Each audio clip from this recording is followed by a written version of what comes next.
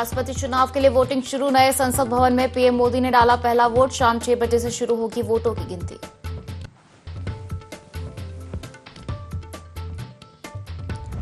बिजनौर में गंगा बैराज रावली तटबंध में पानी का रिसाव। कई गांव के लोगों को किया गया शिफ्ट। तटबंध की ड्रोन से की जा रही निगरानी।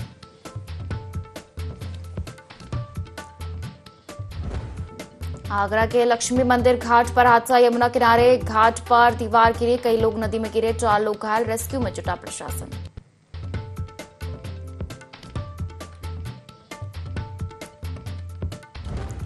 बुलंदशहर में सिरेमिक वेस्ट से बना अनोखी दुनिया पार्क तैयार। 200 से अधिक अनोखी कलाकृतियां बनेगी आकर्षण का केंद्र। डिज्नी वर्ल्ड को देगा मार्च सितंबर अंत में होगा लोकार्पण।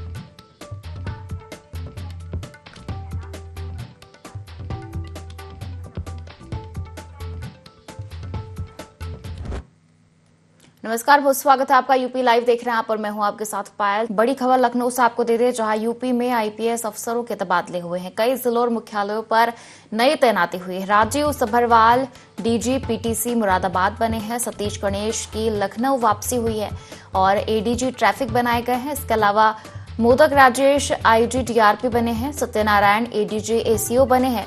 तो वहीं सुभाष चंद्र दुबे को आईजी महिला एवं बाल सुरक्षा की जिम्मेदारी दी गई है। अनीस अंसारी डीआईजी पीएससी लखनऊ बने हैं। देवरंजन डीआईजी स्थापना बने हैं। तो वहीं डॉक्टर मीनाक्षी सेना नायक वाराणसी बनी है। सर्वोदय चंद्र यादव एसपी एसएसएफ बनाए गए हैं। तो वहीं पंकज पांडे एसपी पीएससी बनाए गए हैं। तो देखिए, आईपीएस अफसरों के तबादले किए गए हैं। महेंद्र पाल सेना नायक एसएसएफ सहारनपुर बने हैं। तो वहीं शुभम पटेल एसपी तकनीकी सेवाएं बनाए गए हैं। मनोज अवस्थी सेना नायक बने हैं पीएससी फतेहपुर के। तो वहीं अशोक कुमार को एसपी पावर कॉर्पोरेशन का चार्ज मिला है। सुंदरकांत मीणा एसपी इंटेलिजेंस कानपुर बनाए गए हैं।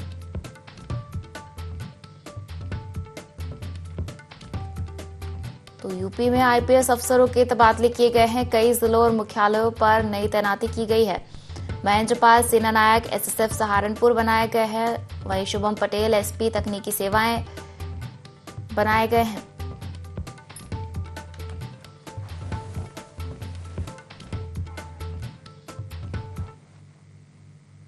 और चलिए खबरों में आगे बढ़ेंगे, जहां योगी सरकार के निर्देश पर राज्य का पहला सिरेमिक वेस्ट से बना अनोखी दुनिया पार्क तैयार किया गया है। बुलंदशहर खुर्जा विकास प्राधिकरण की पहल से बने इस पार्क में 80 टन सिरेमिक वेस्ट से 100 से अधिक अनोखी कलाकृतियां तैयार की गई है। टूटी सुराहियों, कप और बर्तनों से बनी 28 बड़ी कलाकृतियां खास आकर्षण रहेगी। ये पार्क डिज्नी वर्ल्ड और जुरासिक पार्क को मात देगा। करीब 2 एकड़ में फैला ये पार्क सितंबर अंत तक आम लोगों के लिए खुल जाएगा।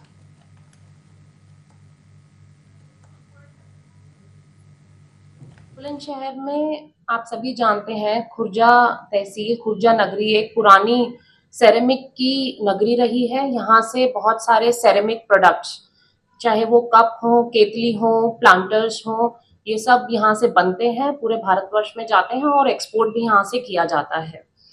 उसी में जब ये प्रोडक्ट्स बनते हैं तो कुछ वेस्ट प्रोड्यूस होता है।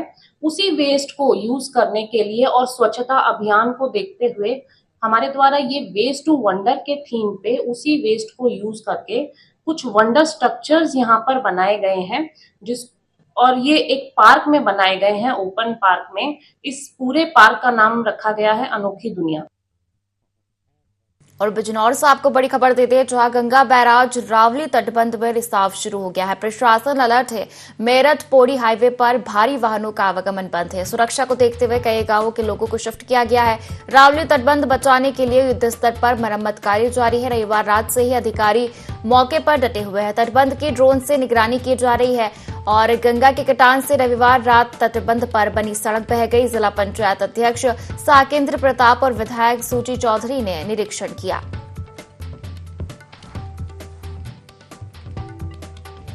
बिजनौर में गंगा बैराज के पास गंगा जी का एक तटबंध निर्मित है, जो सिंचाई विभाग द्वारा निर्मित कराया गया है। लगभग 9 किलोमीटर इसकी लंबाई है। कल सूचना प्राप्त हुई थी कि इस तटबंध में पानी का स्तर जो है गिरने की वजह से कटान हो रही है और तटबंध को जो है प्रॉब्लम हो रही है। तो उस पर तत्काल जो है सिंचाई विभाग की टीम भेज दी गई। एक्सीएन साहब, एसई साहब सभी लोग मौके पे पहुंचे। मेरे द्वारा एसडीएम, एडीएम द्वारा निरीक्षण किया गया और रात भर वहां पर कार्य चला। सिंचाई विभाग द्वारा वहां पर बल्ली लगाने का काम, कट्टे डालने का काम, मिट्टी डालने का काम, अन्य जो सुरक्षात्मक कार्य जो हैं वो कराए गए। अभी सुबह से भी ये कार्य चल रहा है, बट लगभग 300 मीटर का ऐसा स्ट्रेच है जहां पर कटान जो है वो ज्यादा तेजी से हो रही है और किसी भी प्रकार से कटान जो है वो रुक नहीं पा रही है। फिर भी अभी प्रयास जारी है। सिंचाई विभाग की टीम लगी है। एनएचआई के अधिकारियों से भी हमने रिक्वेस्ट करके मिट्टी डंपर और अन्य सुविधाएं जो हैं उनसे हम लोगों ने मुहैया कराई हैं। ये बैराज से जो राबड़ी बंदा गया है ना, इसकी टूटने की पूरी संभावना है। हमारे छोड़ के जाना पड़ रहा है। ये आदेश तो आया है, फोन अभी आया था, हमने बताया कि अपना ये समस्या तो ज़्यादा गंभीर हो रही, तो इस हमारे छोड़ के तुम अपना जा सकते हो। तो जी लगभग 8-9 घाट खाली। और आगरा से आपको बड़ी खबर देते हैं, जहां लक्ष्मी मंदिर घाट पर बड़ा हादसा हो गया। यमुना किनारे घाट की दीवार गिर गई, कई लोग सीधे नदी में गिरे। 3 से 4 लोग घायल हैं, अस्पताल भेजे गए हैं। गोताखोर और एनडीआरएफ की टीम मौके पर पहुंची। जिलाधिकारी और विधायक घटनास्थल पर मौजूद रहे। पुलिस प्रशासन अलर्ट है, बचाव कार्य जारी है। घटना के बाद क्षेत्र में अफरा तफरी का माहौल है। तो लक्ष्मी मंदिर घाट पर बड़ा हादसा हुआ है। यमुना किनारे घाट की दीवार गिर गई, कई लोग सीधे नदी में जा गिरे। 3 से 4 लोग घायल बताए जा रहे हैं, जिन्हें अस्पताल भेजा गया है। गोताखोर और एनडीआरएफ की टीम मौके पर मौजूद है। जिलाधिकारी और विधायक घटनास्थल पर पहुंचे हैं। पुलिस प्रशासन अलर्ट है, बचाव कार्य जारी है। घटना के बाद क्षेत्र में अफरा तफरी का माहौल है।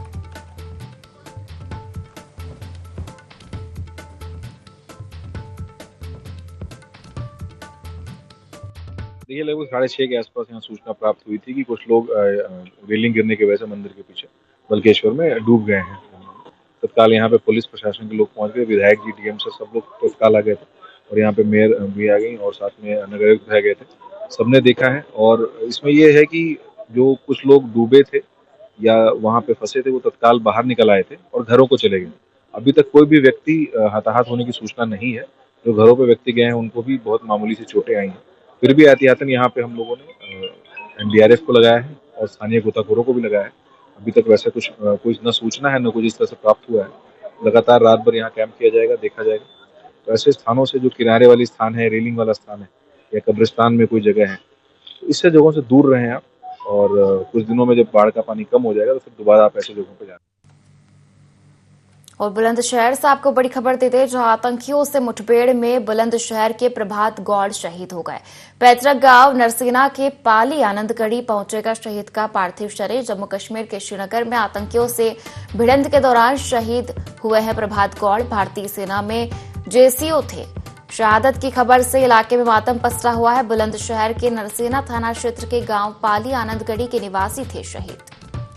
तो देखिए, बुलंदशहर से बड़ी खबर आपको दे रहे हैं, जहां आतंकियों से मुठभेड़ में बुलंदशहर के प्रभात गौड़ शहीद हो गए। पैतृक गांव नरसेना के पाली आनंदगढ़ी शहीद का पार्थिव शरीर पहुंचेगा। जम्मू कश्मीर के श्रीनगर में आतंकियों से भिड़ंत के दौरान प्रभात गौड़ शहीद हो गए। आपको बता दें, भारतीय सेना में जेसीओ थे प्रभात और शहादत की खबर से इलाके में मातम पसरा हुआ है। बुलंदशहर के नरसेना थाना क्षेत्र के गांव पाली आनंदगढ़ी के निवासी थे शहीद।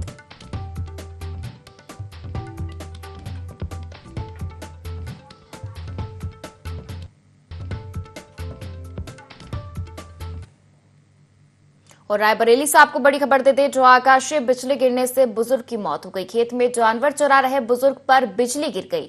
पुलिस ने शव को कब्जे में लेकर पोस्टमार्टम के लिए भेजा है। आसपास के लोगों से मामले की पूछताछ कर रही है। लालगंज कोतवाली क्षेत्र के बेहटा कला की घटना आपको बता रहे हैं, जहां आकाशीय बिजली गिरने से बुजुर्ग की मौत हो गई। खेत में जानवर बुजुर्ग चरा रहे थे, इसी दौरान उन पर बिजली गिरी। पुलिस ने शव को कब्जे में लेकर पोस्टमार्टम के लिए भेज दिया है। आसपास के लोगों से मामले की पूछताछ की जा रही है।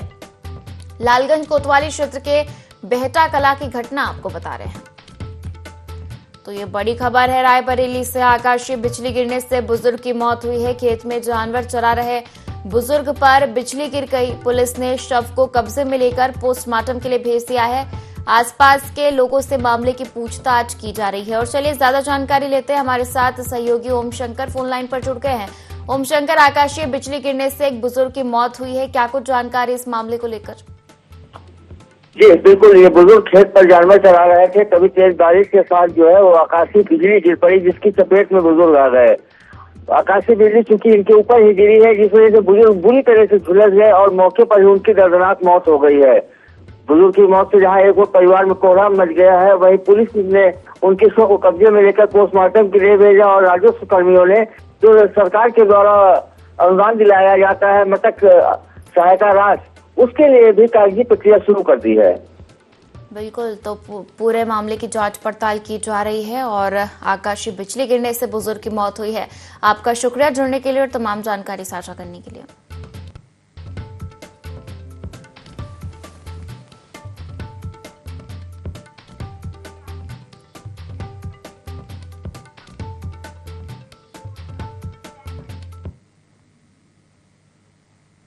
और सोनभद्र से आ रही बड़ी खबर का रुख कर लेते हैं, जहां संदिग्ध परिस्थितियों में अज्ञात व्यक्ति का शव मिला। व्यक्ति के चेहरे पर चोट के गंभीर निशान मिले हैं। चेहरा जख्मी होने की वजह से शिनाख्त नहीं हो पा रही है। शव मिलने की सूचना से क्षेत्र में हड़कंप मचा हुआ है। खदानों में लगातार हादसों से सुरक्षा और परिवहन व्यवस्था पर सवाल खड़े हो रहे हैं। पुलिस शव की शिनाख्त करने में जुटी हुई है। शक्तिनगर थाना क्षेत्र के दुद्धि चुआ खदान की ये घटना बताई जा रही है। तो बड़ी खबर सोनभद्र से आपको दे रहे हैं। संदिग्ध परिस्थितियों में अज्ञात व्यक्ति का शव मिला। व्यक्ति के चेहरे पर चोट के गंभीर निशान है। चेहरा जख्मी होने की वजह से शिनाख्त नहीं हो पा रही है। शव मिलने की सूचना से क्षेत्र में हड़कंप मचा हुआ है। आपको बता दें कि खदानों में लगातार हो रहे हादसों से सुरक्षा और परिवहन व्यवस्था पर गंभीर सवाल खड़े हो रहे हैं। पुलिस शव की शिनाख्त करने में जुटी हुई है। शक्तिनगर थाना क्षेत्र के दुद्धि चुआ खदान की घटना बताई जा रही है।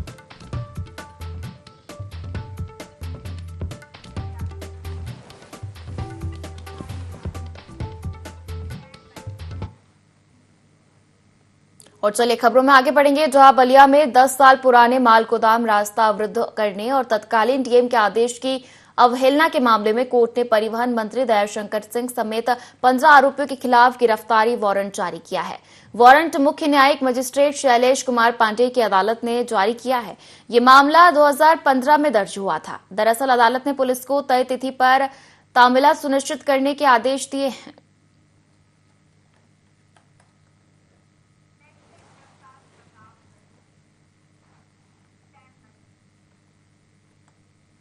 और इधर प्रतापगढ़ में प्रेम प्रसंग के विवाद में हुई युवक की हत्या का कोतवाली पुलिस ने खुलासा कर दिया है। मामले में 25-25 हजार रुपए के इनामी 2 आरोपी निसार और बांकेलाल उर्फ रमेश को पुलिस ने गिरफ्तार किया है। आपको बता दें कि प्रेम प्रसंग को लेकर विवाद हुआ था और अन्य आरोपी की तलाश में पुलिस जुटी हुई है। आरोपियों ने अपने साथियों संग मिलकर हत्या को अंजाम दिया था और अभियुक्तों की गिरफ्तारी जल्द होगी।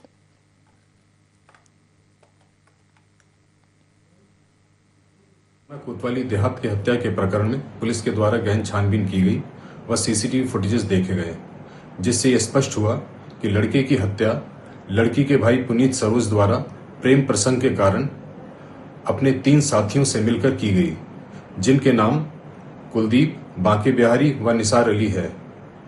पुलिस अधीक्षक महोदय द्वारा चारों अभियुक्तों पर 25-25 हजार रुपए का इनाम घोषित किया गया था, जिसमें से बांके बिहारी व निसार अली की गिरफ्तारी पुलिस के द्वारा कर ली गई है। शीघ्र ही बाकी 2 अभियुक्तों की गिरफ्तारी कर पुलिस के द्वारा कठोर से कठोर कार्रवाई की जाएगी। और खबर सोनभद्र से है, जहां तेज रफ्तार अनियंत्रित ट्रक ने 2 बाइक चालकों को अपने चपेट में ले लिया। घटना में दोनों बाइक चालक गंभीर रूप से घायल हो गए। मौके पर पहुंचे थाना प्रभारी विजय चौरसिया ने घायलों को वाहन से इलाज के लिए प्राथमिक स्वास्थ्य केंद्र में भर्ती कराया, जबकि एक गंभीर रूप से घायल युवक को जिला अस्पताल में भर्ती कराया गया।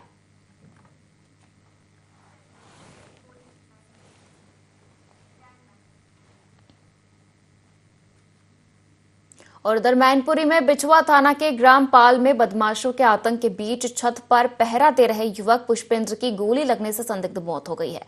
परिजनों का आरोप है कि टॉर्च पड़ते ही बदमाश ने सिर में गोली मार दी। युवक को अस्पताल ले जाया गया, लेकिन उपचार शुरू होने से पहले ही उसकी मौत हो गई। ग्रामीणों का कहना है कि 1.5 माह से गांव में बदमाशों का आतंक है, जिसके चलते लोग रात में पहरा देने को मजबूर हैं।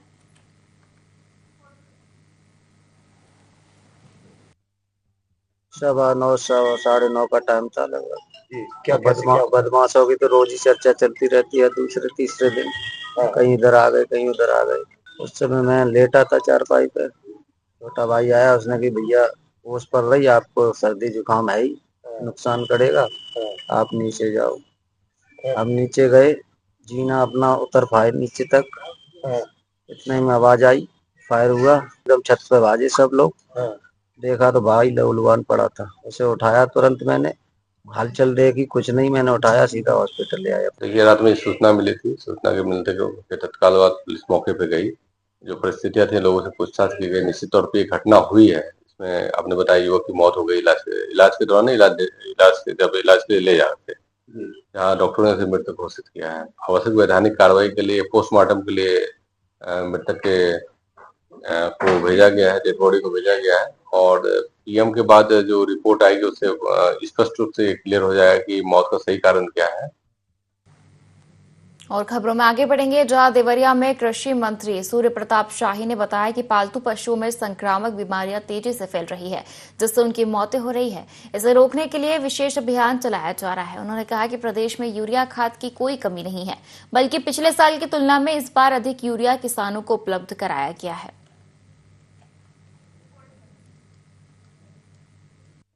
लंपी से यहाँ के गोवंश कुछ प्रभावित हुए हैं, तो यहाँ पर अब उसका अब तक 520 गांव पे इसका वैक्सीनेशन किया गया है। 504 गांव और बचे हैं जिनको किया जाएगा। ये लंपी डिजीज पिछले साल वायरस के माध्यम से पाकिस्तान होते हुए राजस्थान, हरियाणा और उत्तराखंड को आई थी। उत्तर प्रदेश के पश्चिमी इलाकों में थी, लेकिन इस बार बिहार की ओर से चलते हुए हमारे पूरी उत्तर प्रदेश के भीतर आई। तो इस नाते इसके रोकथाम के लिए गोवंश जितने हैं, लगभग यहाँ पर देवरिया जिले के भीतर 1.5 लाख से अधिक गोवंश यहाँ पर हैं। लंपी से बचने का उपाय यही है कि उनका वैक्सीनेशन कराया जाए। पूरे प्रदेश में यूरिया अब तक जो 6 सितंबर तक, यानी 1 अप्रैल से लेकर के और 6 सितंबर तक 37,71,000 मीट्रिक टन, हमारे पास आज भी 5,89,000 मीट्रिक टन यूरिया प्रदेश के सभी 75 जनपदों के भीतर है, और किसी प्रकार की कोई कठिनाई उसके भीतर नहीं है। और इस बुलेटिन में फिलहाल इतना ही। आप बने रहिए IND 24 के साथ। नमस्कार।